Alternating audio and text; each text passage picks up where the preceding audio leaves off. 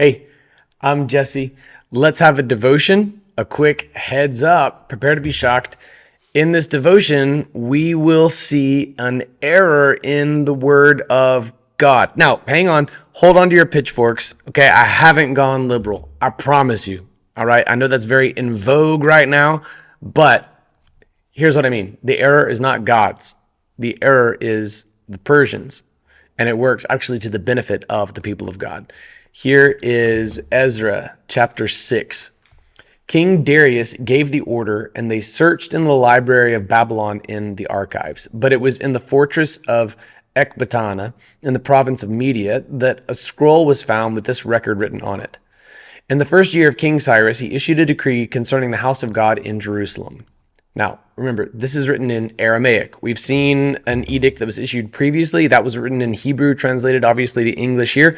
This one is in Aramaic. Let the house be rebuilt as a place for offering sacrifices, and let its original foundations be retained. Its height is to be 90 feet, and its width 90 feet, with 3 layers of cut stones and 1 of timber. The cost is to be paid from the royal treasury. This is a big deal. We'll talk about this. The gold and the silver articles of God's house that Nebuchadnezzar took from the temple in Jerusalem and carried to Babylon must also be returned. They are to be brought to the temple in Jerusalem where they belong and put into the house of God. All right.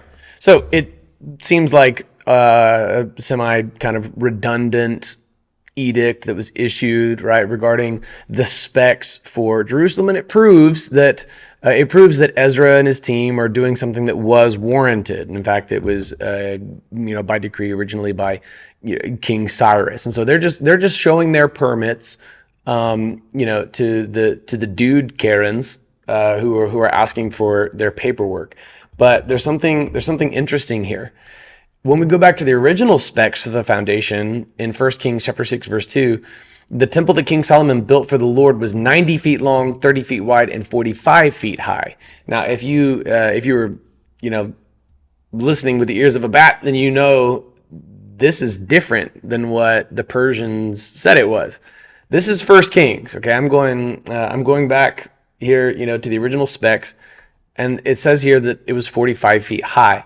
When we go back to the specs that the Persians were using, it says that it was 90 feet high. Okay, in Ezra chapter 6, verse 3, its height is to be 90 feet, which means that the Persians committed an error. They accidentally doubled the height of the temple. Okay, so that's what I mean when I say that there's an error in the word of God.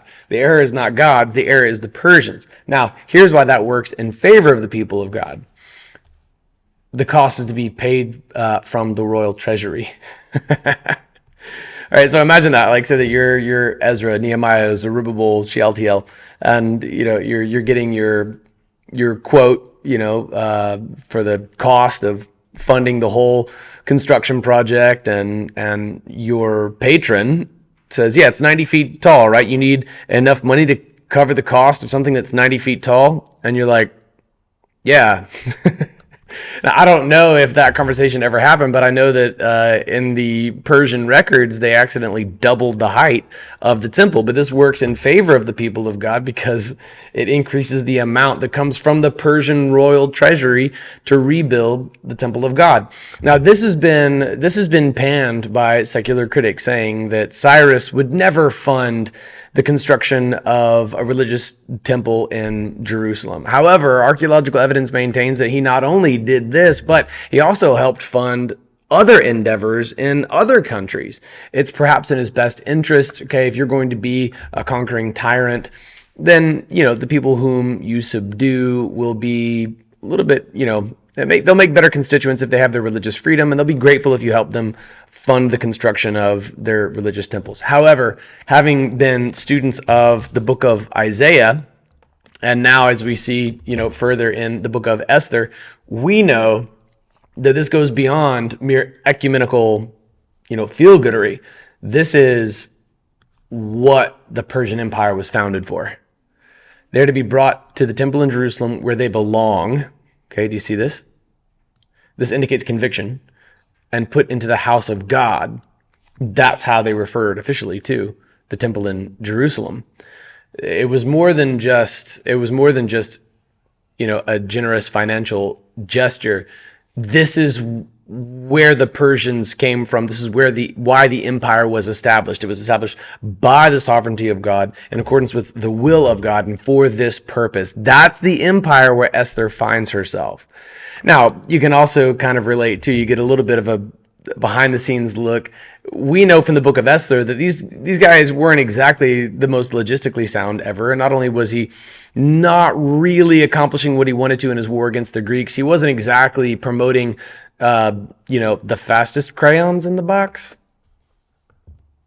Anyway, these people committed a huge error, but that's an error that worked in favor of the people of God. Okay, do you see that? Even in the errors, even when we mess up, even when we make mistakes, even when there are clerical errors, God can work absolutely anything according to the good of those who love him and who are called according to his purpose. So don't sweat the small stuff. God is always sovereign. Just ask Esther.